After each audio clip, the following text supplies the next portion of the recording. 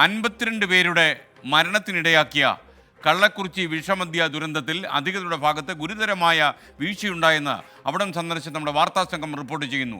ദുരന്തം നടന്ന കരുണാപുരത്താണ് അറസ്റ്റിലായ ഗോവിന്ദരാജും സംഘവും കള്ളവാറ്റും വിൽപ്പനയും ഇത്രയും കാലവും നടത്തിക്കൊണ്ടിരിക്കുന്നത്.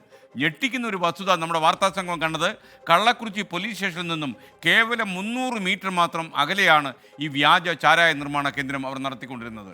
കള്ളക്കുറിച്ചിക്ക് സമാനമായി വ്യാജ മദ്യവിൽപ്പന കേന്ദ്രങ്ങൾ തമിഴ്നാട്ടിൽ പലയിടങ്ങളിലും ഇപ്പോഴും സജീവമാണ് എന്നാണ് പറയുന്നത്.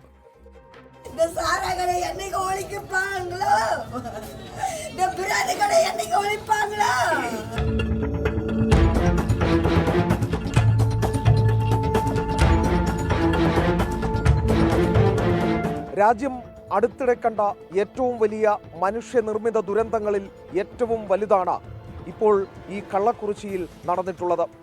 50-ലേറെ പേർ മരിക്കുകയും അതിലേറെ പേർ അനാഥരാവുകയും ചെയ്തു. പൂർണ്ണ ഉത്തരവാദികൾ ഭരണ സംവിധാനം മാത്രമാണ്. കള്ളക്കുറിച്ചിയിൽ 50-ലധികം പേരുടെ മരണത്തിനിടയാക്കിയ ഗോവിന്ദരാജിൻ്റെയും സംഘത്തിൻ്റെയും വാറ്റ് കേന്ദ്രത്തിലേക്ക് ഞങ്ങൾ ഇന്ന് പോയി. ഏതെങ്കിലും കാട്ടിലോ മലയിലോ അല്ല അതുള്ളത്.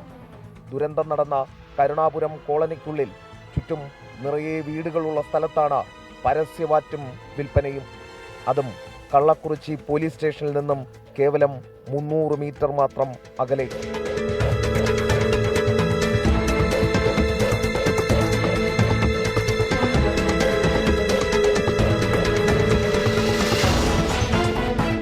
വ്യാജവാറ്റ് കേന്ദ്രത്തെപ്പറ്റി പോലീസിനറിയാം. പക്ഷേ മാസാമാസം പടിവാങ്ങി ഒന്നും കണ്ടില്ലെന്ന് നടിക്കും.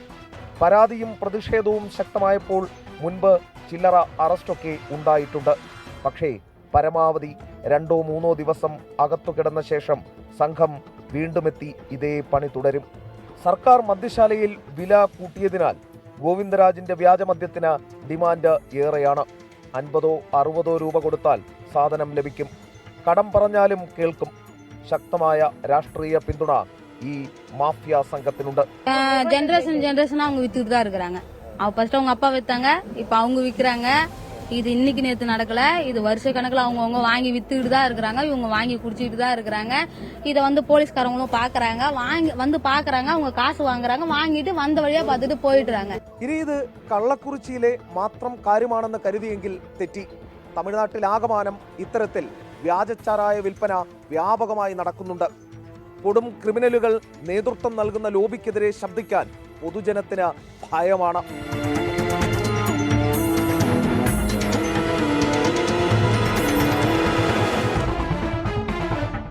പരിഷ്കൃത സമൂഹത്തെ ഞെട്ടിക്കുന്ന കാഴ്ചയാണ് തമിഴ്നാട്ടിൽ പലയിടത്തും കാണാനാകുക. പലയിടത്തും ഇട്ട് വാറ്റുന്ന ചാരായം ചെറിയ പ്ലാസ്റ്റിക് പാക്കറ്റുകളിലാക്കി പരസ്യമായി വിതരണം ചെയ്യുകയാണ്. സാധാരണ തൊഴിലാളികളെയാണ് ഈ മാഫിയ ലക്ഷ്യം വെക്കുന്നത്. പരസ്യ വിൽപ്പനയുടെ ദൃശ്യങ്ങൾ സഹിതം പുറത്തു വന്നിട്ടും അധികൃതർ അറിഞ്ഞ മട്ടില്ല.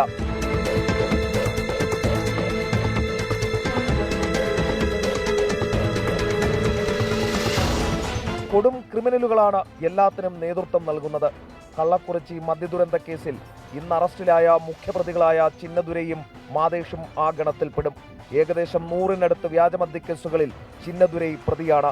മാതേഷാകട്ടെ നേരത്തെ എക്യാർകുപ്പം വിഷമദ്യ കേസിൽ അറസ്റ്റിലായിരുന്നു.